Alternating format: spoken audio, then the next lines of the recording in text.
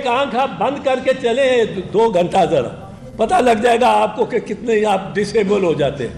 اب وہ اس کے اس معاملے میں جو آپ نے مجھے ذرا میں فلو میں جا رہا تھا آپ نے کر دیا پر خیر وہ میں جو عرض کرنا چاہ رہا ہوں کہ اب اگر یہ کہا جائے کہ عمران خان کی بینائی گرتے 15% رہ جائے اور پھر بھی اس کو اگر سہولت دی جائے, اس نے نہیں مانگی سہولت, اس کو سہولت دی جائے تو اس نے ڈیل کر لی.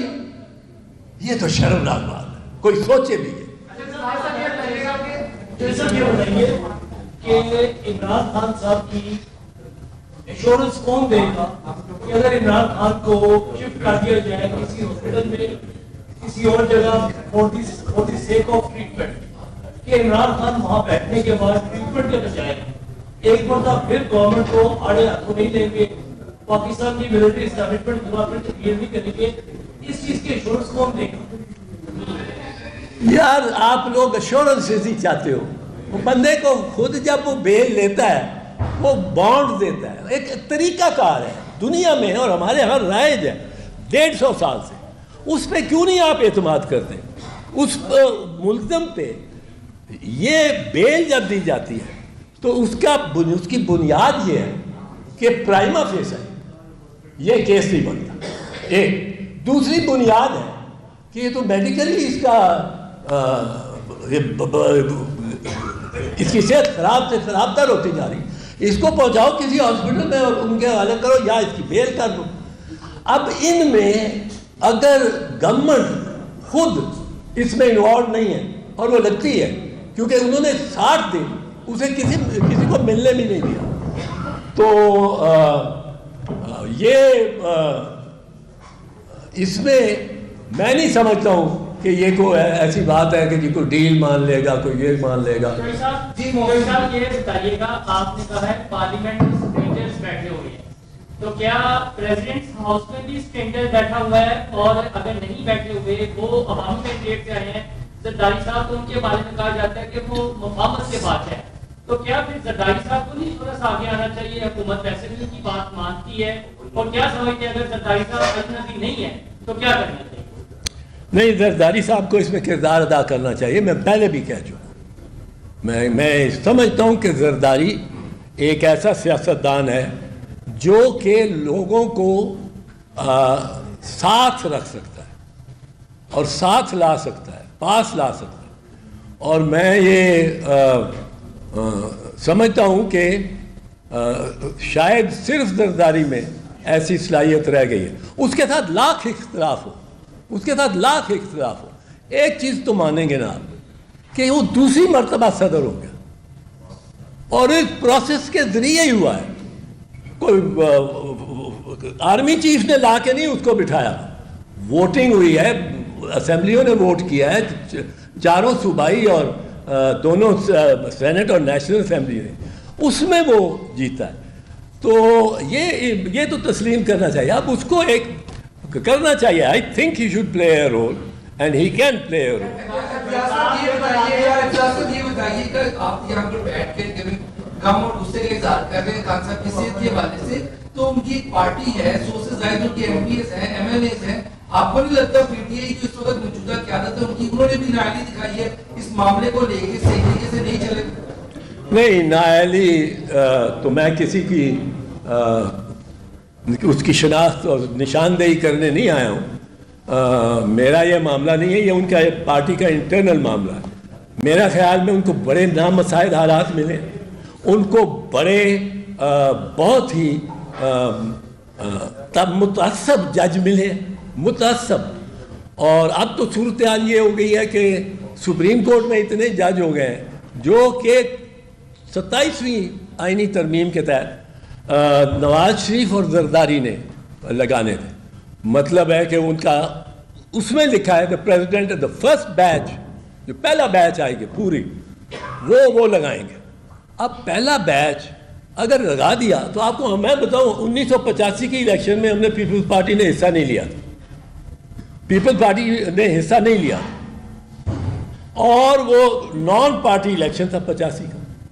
اس میں سینٹ الیکٹ ہو گیا. اب سینٹ میں 100 ممبر جو تھے وہ تھے مسلم لیگ نواز کے, اس وقت جنیجو تھی, اور وہ اس وقت جنیجو تھی, پر وہ بعد میں نواز جو بن گئی, ان کے سارے 100%. اب جب 88 کا الیکشن ہوا تو ہمیں اتنی سیٹیں ملیں کہ ہم 3 سینیٹرز بنا سکتے تھے, اور 3 سینیٹرز میں یحییٰ بختیار صاحب, ایک جام سندھ کے تھے, نہیں جام معشوق نہیں, وہ ایک وہ تھے, اور ایک افتخار گیلانی, 3. وہ اتنی آدھی سیٹیں پہ ووٹ ہونی تھی, یعنی 50 میں بھی ہماری جو نمائندگی جو ہم لے سکتے تھے سیٹیں, وہ لے سکتے تھے 3. اب ہم اس ہاؤس میں میجورٹی میں آتے آتے پتہ نہیں اب کہیں میجورٹی میں آئے ہیں, ہر دفعہ کنٹیسٹ کر رہے ہیں. سندھ سے ہم 14 میں سے 12 سیٹیں لے رہے ہیں, پنجاب میں کم لے رہی ہیں پر کچھ لے رہے ہیں, حصہ لے رہے ہیں, کے پی سے بھی کم لے رہے ہیں پر لے رہے ہیں حصہ. اب ہمیں وہ موقع ہی نہیں ملا کہ ہم کیچ اپ کر کے کہیں یہ 80 میں سے اب ہم آ گئے ہیں آدھے پہ. اب جب یہ ججز ایک پورا اپنے فرنٹ جو ہے وہ لوز کر دیا because of the electoral process and the seat distribution, ورنہ میں لوز نہیں. پنجاب کے پاس بھی ہوتے ہیں تو میڈیکل گراؤنڈ بیس پہ ضمانت دے سکتی ہے. اب یہ رپورٹ بھی آ چکی ہے, کیا آپ نہیں سمجھ سکتے کہ اس رپورٹ کی بنیاد پر حکومت پنجاب سے یہ ٹویٹ کی جا سکتی ہے ان کا پلیٹ فارم ہے؟ سوال ہے کہ لوگوں کی چلو